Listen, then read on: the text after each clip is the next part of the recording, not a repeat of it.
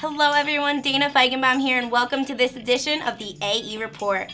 We're about midway through conference play and things are heating up already. We have two undefeated teams, one on the men and one on the women's side. Let's take a look at the top plays from the past 2 weeks. First, let's check out the women's side. Coming in at number 5, Stony Brook taking on Vermont in their new New York Navy uniforms. Brittany Snow with the ball in the half circle. The senior drives down the lane, spins, and uses her right hand to lay it in. What a pretty move by Snow. On to number 4, Vermont hosting Binghamton. Thomas on the turnover goes coast to coast with the spin move by her defender to send it in for 2. Number 3, UMBC hosting Binghamton. Under a minute left in the third period, McCarley with the steal on the inbound pass goes the full length of the court to get the and one for the Retrievers. Moving on to number 2, this has become a common sight at Black Bear games. Siggy with the perfect lob and great athleticism by Bella for the Black Bear alley-oop. And your top play comes from Binghamton's Kim Albrecht. 7.6 seconds left in regulation. Binghamton has no timeouts. Hernandez gives the ball to Albrecht with 3 seconds left. She shoots a long-range 3 with 0.4 of a second left to tie the game and send it into overtime. Switching gears to the men's side, starting us off at number 5, Stony Brook taking on Vermont on ESPN3. This play comes from Warney and not his usual dunk or block. Purifoy lobs the ball into Jamil. He switches to the left for the circus shot and one. High fives all around for the senior.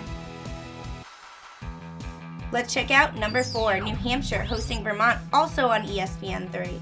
Smith misses the layup, however, do not worry. Jacoby Armstrong is there to get the putback slam for the Wildcats. On to number 3, Binghamton at Maine. Black Bears double team Rodriguez, but he is able to get it in the front court to Davis, who throws up the alley-oop for Bruce. Number 2, same game, different team, different alley-oop. Eke comes up with a steal, who passes it ahead to Kalixi, who then throws it up for Eke himself as he jams it home for the alley-oop. And your top play comes from New Hampshire's Daniel Dion. Yes, another buzzer beater like the one on the women's side. This was seen on SportsCenter as Scott Van Pelt's best thing he saw all day and number 3 for that night. This incredible buzzer beater by Daniel Dion helped them top UMass Lowell 76-75. It was so good we had to show you from all different angles.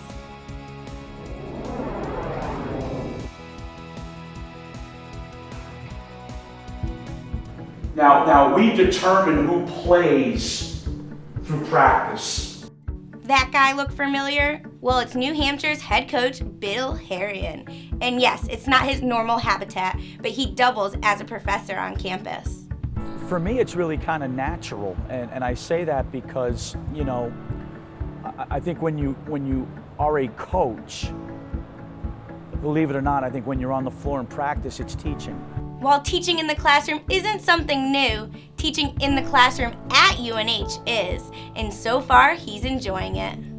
I taught a class years ago when I was the head coach at Drexel, but I haven't taught in a while in the classroom. Harrion sees himself both as a teacher in the classroom and on the court.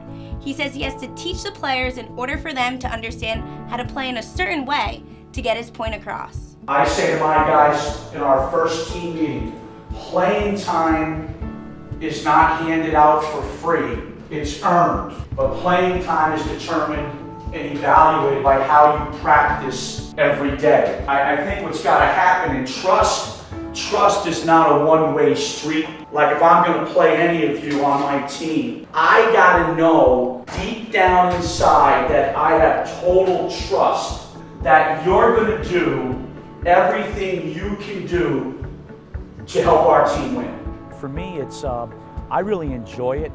Even though it's a coaching basketball class, there's no basketball players in the class, but there's other athletes.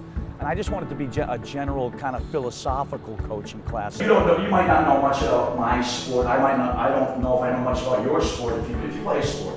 But I think just in general, if you ever decide down the road to go into coaching, You just have some direction, philosophy, kind of a game plan, you know, if you go into coaching. His class is filled with laughs, jokes, and important concepts for anyone looking to start a coaching career. Well, I went to the Irving, you know, down the Dunkin' Donuts to get something this morning, and the lady at the counter said, "Yeah, we're supposed to get more snow this year than last year." I said, "Geez, thanks for the heads up." I said, "There's no way we can get more snow than a year ago." At some point here, we're going to have, you know, a quiz. At some point, can't tell you when. I'm going to pop it on you, like a surprise. I don't know. But at some point, we're going to have a quiz. Moral of the story, if you are a New Hampshire student, you might just end up taking a class from Coach Harrion. Before I let you go, we have championships coming up in the month of February. Starting us off on February 11th to the 14th, we have our swimming and diving championships at WPI.